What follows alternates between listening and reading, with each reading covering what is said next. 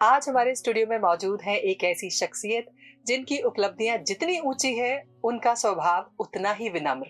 अपनी मेहनत, समर्पण और सादगी से उन्होंने ना सिर्फ अपनी अलग पहचान बनाई है, बल्कि कई दिलों में प्रेरणा की लौ भी जलाई है।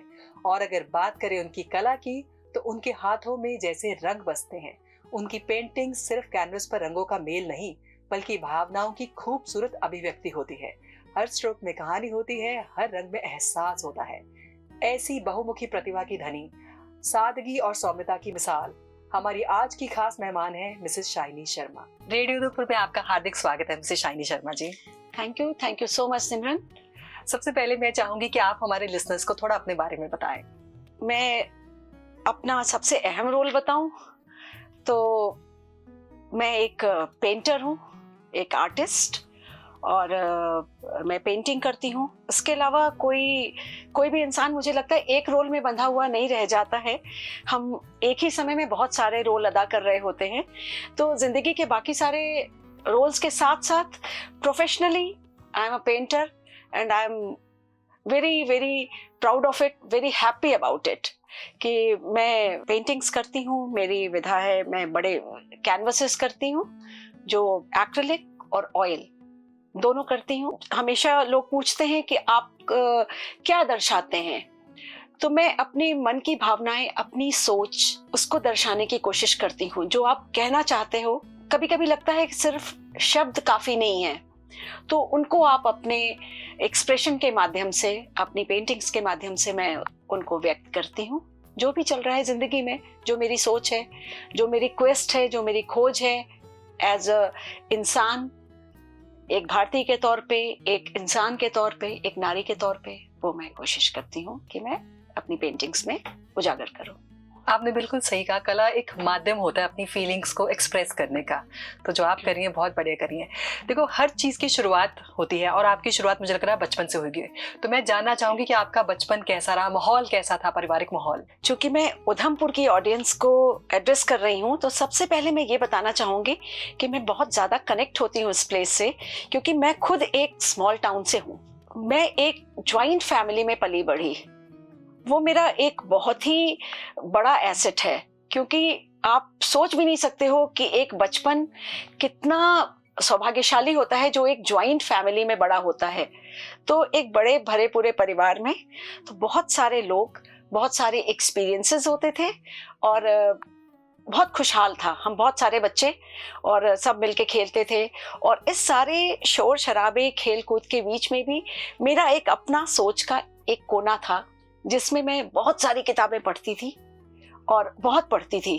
यहाँ तक कि बच्चों को ये बोलना थोड़ा सा वो होगा, छुप छुप के भी पढ़ती थी। जब डांट पड़ती थी कि पढ़ाई करने के बाद आंखों को थोड़ा आराम दो, उस समय भी मैं छुप के, कभी कभी बेड के नीचे छुप करके, जो मैगजीन्स आती थी घर में या कोई भी किताबें होती थी, मैं सब कुछ पढ़ डालती थी। तो खूब सारी किताबें पढ़ती थी, खूब खेलते कूदते थे और बहुत खुशहाल जिंदगी थी। तो आपने पेंटिंग बचपन से ही शुरू कर दी थी? पेंटिंग मैंने कब शुरू की मुझे याद भी नहीं है। शायद मैंने लिखना बाद में शुरू किया और स्केचिंग पेंटिंग पहले शुरू की। तो उसका भी एक कारण है। मेरी माँ जो है, हिंदी, इंग्लिश, संस्कृत 3 विषयों में पोस्ट ग्रेजुएट थी। संस्कृत उनका पहला एमए था, तो संस्कृत की वो लेक्चरर थी कॉलेज में, और उनकी मृत्यु के समय वो एक ट्यूटर लगा के उर्दू पढ़ना लिखना सीख रही थी। तो ये जज्बा था हमारे घर में। लिटरेचर्स को बहुत महत्व दिया जाता था, पढ़ाई को भी महत्व दिया जाता था। तो वो जो है एक ट्रेन्ड आर्टिस्ट थी। तो आर्ट कभी उन्होंने प्रोफेशन के तौर पे नहीं शुरू किया, लेकिन उनकी फाइल्स रखी थी जो बीके मित्रा जी की सिखाई हुई फाइल्स थी, जिसमें ह्यूमन एनाटॉमी, कैसे ह्यूमन फिगर्स बनाते हैं, कैसे शरीर के मोड़ों को कैसे व्यक्त करते हैं, ये सब की उनकी मोटी मोटी बहुत सारी फाइल्स थी स्केच की हुई। और मैं बताना चाहूंगी कि बीके मित्रा जी वो आर्टिस्ट हैं जिन्होंने गीता प्रेस की रामायण, महाभारत और सारी पुस्तकों में जिन्होंने चित्र बनाए हैं। तो उनसे उन्होंने बाकायदा सीखा था और मैंने शायद उसको इनहेरिट किया। उनकी फाइल्स के पीछे की तरफ मैं, मतलब दाहिने तरफ अगर पेंटिंग्स हैं तो बाईं तरफ मैं उसको स्केच करके उस पे हूबहू वैसा बनाने की कोशिश करती थी। तो वो ट्रेनिंग बहुत पहले से चुपचाप शुरू हो गई थी और शायद एकलव्य की तरह मैंने सीख लिया। उसके बाद बहुत नेचुरल हो गया। जब तक थोड़ी सी बड़ी हुई, 3rd 4th क्लास में आई, मैं अपने आप ह्यूमन स्केच बना लेती थी। तो शुरुआत बस ऐसे ही हो गई। वाकई मुझे लगता है हम अपनी मदद से बहुत कुछ सीख लेते हैं जाने अनजाने में। यस। तो आपने तो जैसे बचपन से ही कला की तरफ आपका रुझान शुरू हो गया, पर वो समय कब आया जब आपको एहसास हुआ कि ये सिर्फ एक हॉबी नहीं है, आपका पैशन है? पैशन था वो हमेशा, सिर्फ हॉबी नहीं था। लेकिन पेंटिंग एक चीज है, वो मेरी लाइफलाइन थी जो लगातार चलती रही उसके साथ। पेंटिंग में ऐसा नहीं कह सकती हूँ कि लाइफ में बहुत कम दिन ऐसे रहे होंगे जिस समय मैंने पेंटिंग नहीं की होगी। मैं रोज ही कुछ ना कुछ करती हूँ, और अगर पेंटिंग नहीं तो कोई ना कोई क्रिएटिव चीज, क्योंकि सिर्फ कैनवस, पेपर, पेंट ही नहीं है, उसके अलावा मैं हर चीज से कुछ ना कुछ बनाती हूँ जो भी नेचर ने हमें दिया है। कभी मिट्टी से, कभी लकड़ी के टुकड़ों से, कभी वो टहनियों से, धागों से। तो हर चीज से मैं कुछ ना कुछ कलाकृति बनाती रहती हूँ। तो मैं ये कहूंगी कि सीरियस प्रोफेशनल लेवल पे थोड़ा बाद में, थोड़ा सा जब लाइफ सेटल हुई और जॉब करते करते फिर लोगों से बहुत एप्रिसिएशन मिलता था। ऐसा हुआ कि शुरू में तो थोड़े कार्ड्स बना के, जैसे छोटी छोटी सेल होती है ना कॉलोनीज में, मोहल्ले में या क्लब में होती थी, तो उसको मेरी बड़ी मम्मी बड़े प्राउडली लेके जाती थी क्लब में सेल के लिए। तो मैं खड़ी होती थी और लोग अप्रिशिएट करते थे। तो एक छोटी छोटी सेल टाइप की करने से उससे बहुत प्रोत्साहन मिलता है। इसमें पैसे इतने इंपॉर्टेंट नहीं होते जितना प्रोत्साहन इंपॉर्टेंट होता है। तो वो मैंने किया। उसके बाद जब शादी हुई, पहला जो एक असाइनमेंट मुझे मिला, तो मेरे हस्बैंड जो हैं उस समय बहुत बिजी थे। एक यंग कैप्टन जो कि यूनिट का एजुटेंट भी है, तो वो बहुत ही ज्यादा बिजी रहते थे। और हम शादी करके बस बैचलर्स अकोमोडेशन में, एक सिंगल रूम अकोमोडेशन में रहते थे। तो सीईओ ने देखा कि ये तो बिजी, सारा दिन ये बिजी रहता है, और वाइफ इसकी जो नई नई आई है त्रिवेंद्रम जैसी जगह में। तो उन्होंने कहा कि अच्छा ठीक है, तुम ऐसा करो, मेस के लिए 2 बड़ी पेंटिंग्स बनाओ।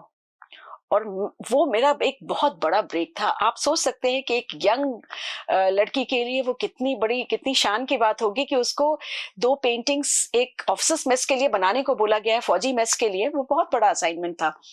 मैंने पूरी मेहनत से 2 पेंटिंग्स बनाई और वो बहुत बहुत अच्छी भी बनी और बहुत ज्यादा एप्रिसिएशन मिला। तो मैं कह सकती हूँ कि वो प्रोफेशनल जर्नी की शुरुआत वहीं से हुई।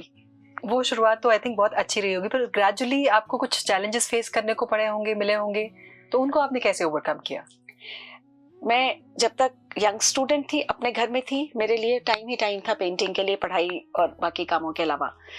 लेकिन बाद में जब जिंदगी शुरू हुई, बाल बच्चों की जिम्मेदारी आई और लाइफ की अपनी जिम्मेदारियां होती हैं मैच्योर होने के साथ, तो उसके बाद लगता था कि पेंटिंग करने के लिए टाइम निकालना बहुत मुश्किल है। और लेकिन उस समय मैं बताऊं कि मुझे वो बातें याद आती थी जो लोग कहते थे कि अच्छा शौकिया कर रहे हो, कर लो, जब शादी हो जाएगी तो छूट जाएगा।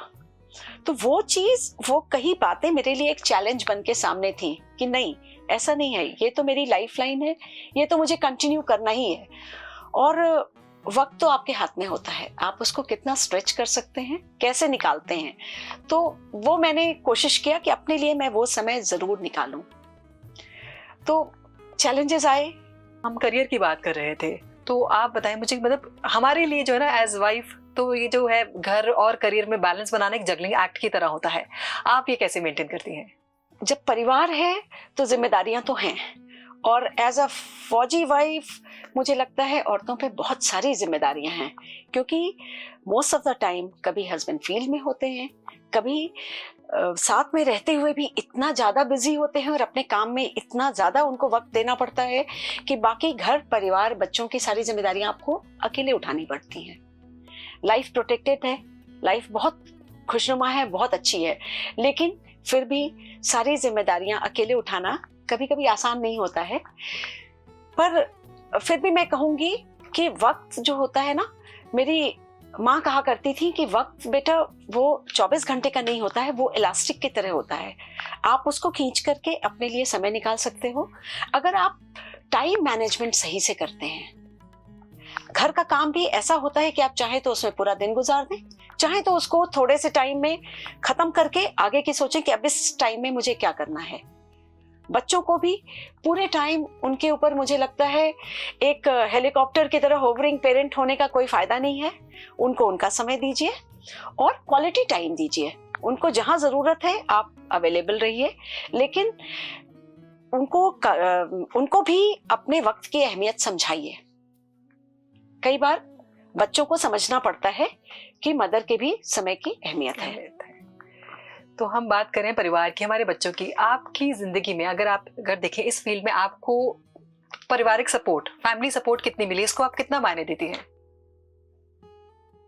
इस मामले में मैं बहुत खुशनसीब रही हूँ, क्योंकि सपोर्ट, सबसे बड़ा सपोर्ट होता है एक मॉरल सपोर्ट होना। तो मेरे काम से मुझे हमेशा लगता था कि मैं कुछ भी बनाती हूँ, कुछ क्रिएट करती हूँ, तो पहले शुरू में मेरे माता पिता, स्पेशली मेरे फादर, बहुत ज़्यादा खुश होते थे और बहुत प्राउड फील करते थे। वैसा ही शादी के बाद मेरे पति और बच्चे मेरे काम को बहुत अहमियत देते थे और बड़े खुश होते थे जब मैं कुछ बना करके कोई पेंटिंग बनाती थी या कुछ करती थी, तो वो उनके चेहरे पे जो वाव की फीलिंग आती थी ना, जो एक्सप्रेशन आता था, वो मेरे लिए बड़ा कीमती होता था। तो उससे मुझे बहुत मोटिवेशन मिलता था। लेकिन साथ साथ कहूँगी कि बहुत सारा आपको भी वक्त देना पड़ता है, फिर भी आप बहुत सारे काम को अवॉइड नहीं कर सकते हो। कई बार ऐसा होता था, मैं बताऊं, बहुत मजेदार बात बताऊं, हम लोग कोटा में थे और मैं एक बड़ी सी फ्रेंच विंडो थी डोर की तरह, वहां खोल के वो बहुत छोटे से वरांडे में पेंटिंग करती होती थी। और पास में किचन था, तो अक्सर होता था कि बाकी खाना तो साथ साथ बन जाता था, बट मैं चावल चढ़ा के और खुले बनाती थी, चावल चढ़ा के मैं आकर के बैठ के पेंटिंग करने लगती थी कि अभी जाके उसको सिम कर दूंगी या ऑफ कर दूंगी। और अचानक पेंटिंग करते करते मशगूल हो जाती थी, जो पेंटर्स का जो हाल होता है आपको मालूम है, और चावल जलने की स्मेल आती थी। तो जब स्मेल आ जाती थी तो मुझे लगता था कि अब तो चावल में स्मेल बस गई है, वो चावल नीचे भी जले होंगे तो पूरे चावल में जलने की स्मेल होगी, तो छोड़ दो, अब जल जाने दो, थोड़ी देर और पेंट कर लेती हूँ। तो मैं उसको पेंट करके ही उठती थी। मैंने कहा अच्छा ठीक है, थोड़ी देर बाद जाके ऑफ करती हूँ, दूसरा बना लूंगी सीधा खड़े होके। तो ये भी होता था। लेकिन ठीक है, जुनून तो था और है भी, अभी भी बहुत सारी जिम्मेदारियां हैं, अभी भी अपनी भी, समाज की भी, अपनी बाकी बहनों की भी। लेकिन मैं बहुत प्राउड फील करती हूँ कि मैं सब कुछ बखूबी निभा रही हूँ, और इसमें टाइम मैनेजमेंट और परिवार के सपोर्ट का बहुत बहुत बड़ा हिस्सा है, वो मैं मानती हूँ। और मुझे लगता है कि जब हमारी फैमिली की सपोर्ट होती है ना, तो हमारे रास्ते थोड़ा ज्यादा आसान हो जाते हैं। बिल्कुल, हमें लगता है आपने जग जीत लिया। अगर परिवार का प्यार और परिवार का साथ जीता है तो फिर आपके सामने तो दुनिया कुछ भी नहीं है। आप एक और क्वेश्चन पूछती हैं आपसे, आपके घर में आपका क्रिटिकल फीडबैक देने वाला जो है, वो सबसे ज्यादा बढ़िया क्रिटिक कौन है? मेरे पति, जो आर्टिस्ट नहीं है, लेकिन मैं इसका क्रेडिट लेती हूँ कि मेरे साथ रहते रहते थोड़ा सा आर्टिस्ट हो गए हैं। फिर भी जब कुछ बनाती हूँ तो कई बार मैं उनको बोलती हूँ कि अच्छा खड़े होके मुझे एकदम ऐसा फीडबैक दो, आर्टिस्टिक नहीं चाहिए मुझे एक ले पर्सन का फीडबैक चाहिए कि देख के क्या लग रहा है, इसमें क्या होना चाहिए या क्या कमी है, क्या अच्छा है। और कभी कभी वो जो बोलते हैं कि ये कोना थोड़ा सा खाली लग रहा है, जैसे एनर्जी फ्लो जाते जाते रुक गया है, तो उसको मैं जब करने की कोशिश करती हूँ और जब करती हूँ तो मुझे लगता है कि हाँ, पेंटिंग परफेक्ट हो गई। और ऑफ कोर्स बच्चे दूर हैं तो उनको फोटो भेज के पूछती हूँ, कई बार स्टक हो जाती हूँ जब आइडियाज में, कई बार होता है, हर किसी के साथ होता है, तो फिर उनका जो इनकरेजमेंट आता है और जो थोड़ा सा आइडियाज आते हैं वो भी बहुत मायने रखते हैं। और मैं नाइंसाफी करूंगी अगर एक नाम और नहीं लूं। मेरा भाई सबसे स्ट्रॉन्ग क्रिटिक वो है जो जल्दी तारीफ नहीं करता है। बस छोटा भाई मेरा, वो यहाँ नहीं रहते हैं, वो दूर रहते हैं, लेकिन वो देख के तुरंत फीडबैक भी देते हैं, आइडियाज भी देते हैं और तुरंत करेक्ट भी करते हैं कि ये ठीक नहीं है या ये कॉम्बिनेशन ठीक नहीं है। तो उसको भी मानना पड़ता है और मान के मुझे लगता है मैं सही करती हूँ। मुझे लगता है कि एक ऐसा क्रिटिक हमारे पास होना चाहिए। तो मतलब कहते भी ना, निंदक नेरे राखिए आंगन कुटी छवाए। बिल्कुल। तो वो बिल्कुल वो जो हमारे को बताते हैं, हमारी खामियां बताते हैं, वो हमारे बेनिफिट के लिए होती है। बिल्कुल बिल्कुल। तो अगर हम आपसे पूछे कि आपकी जो ये जर्नी एज एन आर्टिस्ट अब तक की जो रही है, अगर आप पीछे मुड़ के देखते हैं तो आपको सबसे बड़ी अचीवमेंट क्या लगती है? मेरी कंटिन्यूटी मेरा सबसे बड़ा अचीवमेंट है। मैंने ब्रेक नहीं लिया और ब्रेक लेने की जरूरत नहीं थी। मैंने कहा कि पेंटिंग मेरी लाइफलाइन है, तो मैं उससे ब्रेक लेके रह भी नहीं पाती। और पेंटिंग के जरिए मैंने लाइफ के हर उतार चढ़ाव को बहुत अच्छे से मैनेज किया है। बहुत सारा कठिन समय भी था। फौज की जिंदगी में आपको पता है, कई बार हस्बैंड जो है दूर ही नहीं, एक एक्टिव फील्ड में है, और ऐसे समय में या वॉर जोन में है या कहीं ऐसी जगह है और आप सब कुछ यहाँ पे जिम्मेदारियां उठा रहे हैं, उसमें कई बार आपका फेथ हिलना बहुत लाजमी है। ऐसा होता है। हाँ जी। लेकिन फिर भी ये पेंटिंग ने मुझे ग्राउंडेड रखा, मुझे लगातार एक इमोशनल सपोर्ट दिया, और मुझे लगता है कि इसके सहारे, ये पेंटिंग्स नहीं है, इसके सहारे मैं यूनिवर्स से जुड़ी रही। मुझे हमेशा लगता रहा कि मैं इस यूनिवर्स का पार्ट हूँ जिसके पास अपार शक्ति है। तो मैं जब उसी का कण हूँ तो मैं कमजोर कैसे हो सकती हूँ? तो ये हमेशा मेरे साथ ये फीलिंग रही है। और तभी मैं कहती हूँ कि ये पेंटिंग जो है मेरी लाइफलाइन है। कोई एक शक्ति है जो हम सबको चला रही है। आपने लिटरेचर की बात करी कि आपके घर में लिटरेचर को बहुत महत्व दिया जाता था जी। इंग्लिश के पोइट हैं जॉन कीट्स, जिन्होंने कहा है thing of beauty is a joy forever, है ना, जो हम इसको महसूस भी करते हैं देखने के साथ साथ। तो हर कलाकार के लिए वैसे तो उसकी सारी कलाकृतियां बहुत ही प्यारी होती हैं, दिल के करीब होती हैं, पर मैं आपसे पूछूंगी कोई एक ऐसी पेंटिंग जो आपको बहुत करीब है, आपको किसी भी रीजन से जो आपके दिल के बहुत करीब है, उसके बारे में जी। सिमरन, आपने बहुत क्रिटिकल क्वेश्चन पूछ लिया है। ये जवाब देना बहुत कॉम्प्लिकेटेड है, क्योंकि हर कृति मुझे वैसे ही प्यारी है जैसे बच्चे अपने सभी प्यारे होते हैं। लेकिन फिर भी मैं कहूँगी कि मुझे मेरी एक पेंटिंग है सेलेस्टियल टाइज। मैंने अभी यूनिवर्स की बात की, और वो मैंने उस समय बनाया था। मैं थोड़ा सा लो फील कर रही थी, एनवायरनमेंट ऐसा था, कुछ सिचुएशन ऐसी थी कि मैं बहुत लो फील कर रही थी। तो मैंने वो एक स्क्वायर कैनवस उठाया और मैंने सोचा था कि इसको बहुत हैप्पी वार्म कलर्स से भरूंगी ताकि मेरा मूड थोड़ा चेंज हो। तो मैंने सब रेड, येलो, ऑरेंज, ब्राउन निकाले, लेकिन इनवेरिएबली ब्लू निकला, और मैंने ये पेंटिंग क्रिएट की, that is called celestial ties. हमारा जो यूनिवर्स से जो नाता है वो, तो उसमें मैंने ये दर्शाया कि सेलेस्टियल पूरे इस कॉस्मॉस में हम सब ह्यूमन है। हमको लगता है कि we are masters of our life, हमारे हाथ में सारी हर चीज की बागडोर है, लेकिन ऐसा है नहीं। एक कहीं से एक इनविजिबल थ्रेड जो है, एक सूक्ष्म धागा कोई आ रहा है जो हमको बांधे हुए है और हमारे एक्शंस को भी रेगुलेट करता है। तो हम हमेशा अपने लाइफ के मास्टर्स नहीं हैं। कभी कभी अपने आप को फ्लो में छोड़ देना चाहिए। आप अपने कर्म करते जाएं, लेकिन फ्लो में अपने आप को छोड़ देना चाहिए, तो यूनिवर्स आपको आपके सही पाथ पे रखता है। वो ब्लूइश पेंटिंग मेरे दिल के बहुत करीब है, क्योंकि वो पेंटिंग जो है मेरा उस समय की सोच और उस समय के थॉट को भी रिफ्लेक्ट करती है, और मेरे लिए वो एक पावर हाउस भी प्रूव हुई, क्योंकि उसको मुझे देख के बहुत एनर्जी आई कि मैं भी उसी अंतरिक्ष के उन्हीं 5 तत्वों से, उन्हीं कणों से बनी हूँ जिससे ये पूरा यूनिवर्स बना है, और मैं भी उसी का पार्ट हूँ। तो मैं कमजोर कैसे हूँ? मैं भी उतनी ही शक्तिशाली हूँ।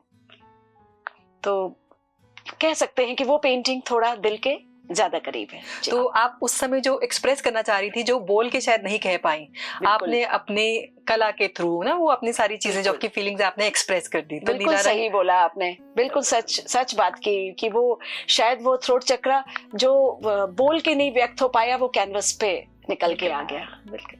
देखिए मिस्टर शर्मा, आज के दौर में जो चीजें बहुत कॉमन है, जिसमें है डिप्रेशन, जिसमें है सेल्फ डाउट और जॉब चैलेंजेस, ये बहुत कॉमन हो गए आज के दौर में।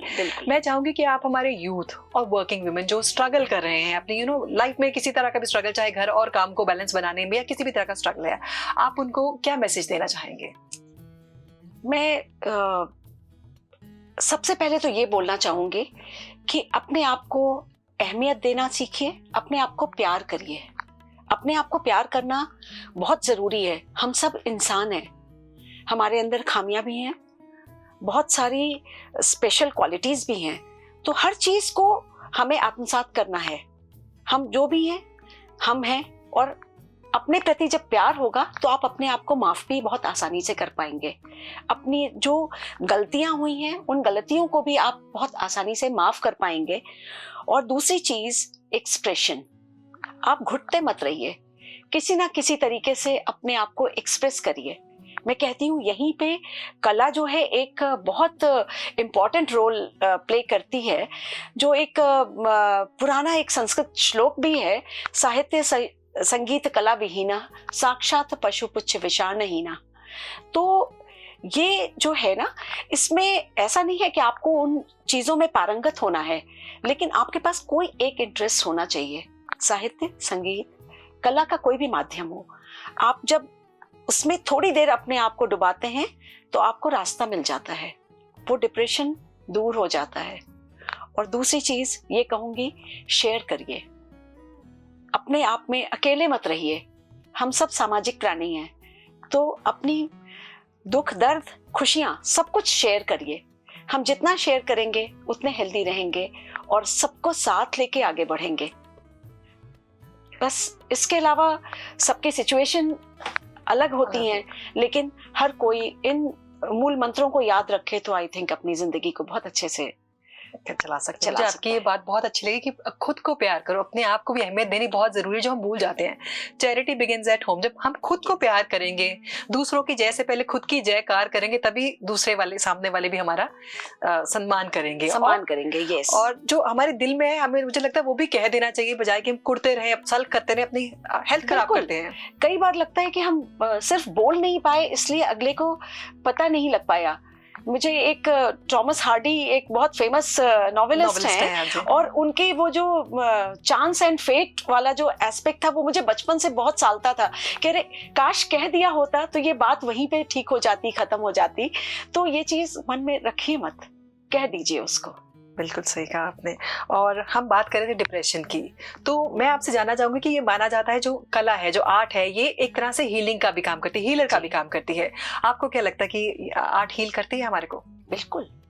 हर कलर्स में बहुत शक्ति होती है, वो रंगों की शक्ति। आप जब उन रंगों को पेंट करते हैं, कई बार आपने देखा होगा ये थेरेपी का भी पार्ट होते हैं। लोग कलर्ड बैलून्स फेंक करके थेरेपी करते हैं। आप इतना बड़ा कुछ सरंजाम करने की जरूरत नहीं है। आप एक पेपर उठाइए और उस पे कलर स्प्लैश करिए, वो कलर्स आपको सपोर्ट देंगे। और आप जो कलर्स उठा रहे हैं, कुछ भी कर रहे हैं, उससे आपका जो एक्सप्रेशन, जो इनवेरिएबली जो एक्सप्रेस कर रहे हैं, वो सब आपको बहुत हेल्प करेगा। तो ये एक बहुत बड़ी थेरेपी है। तो हम ये कह सकते हैं कि कलर सिर्फ तस्वीरें बनाने के काम नहीं आते, कि हमारे दुखों पे मरहम लगाने के भी काम आते। बिल्कुल ठीक बोला आपने सिमरन। मिस शर्मा, आज आपने हमारे साथ बहुत खूबसूरत बातें शेयर करी अपनी जर्नी के बारे में। इसके लिए हमारा तहे दिल से हम आपके शुक्रगुजार हैं। रेडियो उधमपुर में आने के लिए आपका बहुत बहुत धन्यवाद। सबसे पहले तो मैं शुक्रगुजार हूँ सिमरन, आपकी, रेडियो स्टेशन उधमपुर की और सारे श्रोताओं की, कि मुझे ये मौका दिया कि अपनी बात में कह पाऊं और आप तक पहुंच सकूं। मेरे लिए ह्यूमन कनेक्शन सबसे इम्पोर्टेंट चीज है, और मैं अगर आपसे कहीं किसी भी लेवल पे कनेक्ट हो पाई तो ये मेरे अहोभाग्य है। Thank you so much.